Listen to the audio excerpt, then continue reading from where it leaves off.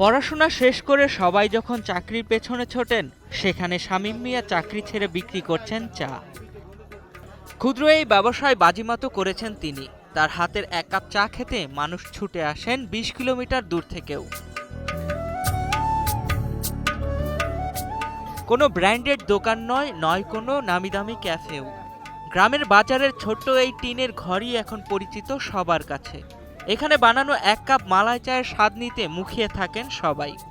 চাহিদা বাড়ার সঙ্গে সঙ্গে আজ আমাদের রাজুরা ছাড়াও হবিগঞ্জ, পাইকপাড়া, নিজামপুর, এরপরে মাধবপুর পর্যন্ত আমার দোকানে চা খাইতে আসে। তাদের কাছে ভালো লাগে বিদায় আজকে চা পাওয়ার জন্য আসে এত দূর থেকে গাড়ি ভাড়া দিয়ে। শামীমের চায়ের মূল রহস্য মালাই। প্রথমে ২ থেকে আড়াই ঘন্টা আগুনে দুধ চাল করা হয়, এরপর মালাই আলাদা করা হয়। এটাই তার চায়ের মূল আকর্ষণ। এই মালাই চা খেতে এতটাই সুস্বাদু যে সাধারণ চায়ের সঙ্গে তুলনাই হয় না।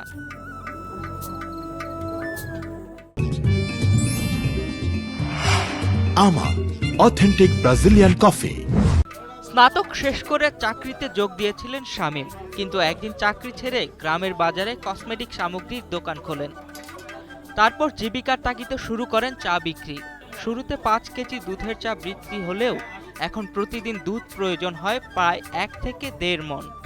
আমি বিবিএস পাস করার বৃন্দাবন সরকারি কলেজ থেকে পাস করার পরে কোম্পানিতে চাকরি নেওয়ার পরে করোনার সময় ছেড়ে দিলাম। ছেড়ে দেওয়ার পরে আমাদের গ্রামে টাওয়ার বাজারে একটা কসমেটিকের দোকান দেওয়ার পরে এই দোকান থাকা অবস্থায় চাই এক পাশে চা দেওয়ার পরে আস্তে আস্তে দেখা যায় যে চার চাহিদা বাড়তেছে।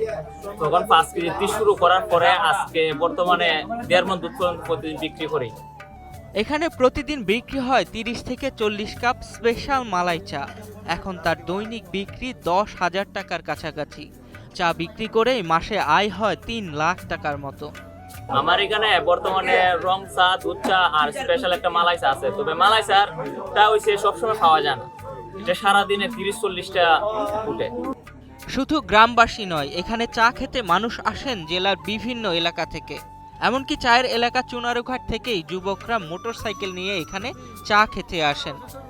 খুব স্পেশাল চা হয়। আমরা দূর দূরান্ত থেকে আমার বাড়ি সাদুর বাজার, বঙ্গুরাটি পড়ছে। আমি এখানে চা খাই সবসময়। আমার সাথে বন্ধু বান্ধব আসে, খুব ভালো চা হয়। আসলে ওই চাটার প্রতি একটা ভালোবাসা তৈরি হয়েছে একবার খাওয়ার পরে। তো আমরা যখনই মন চাই তখনই এই ভালোবাসাটা চলে আসে। শামীম মিয়া শুধু চা বানাননি, তিনি বানিয়েছেন আত্মবিশ্বাস আর সাফল্যের গল্প।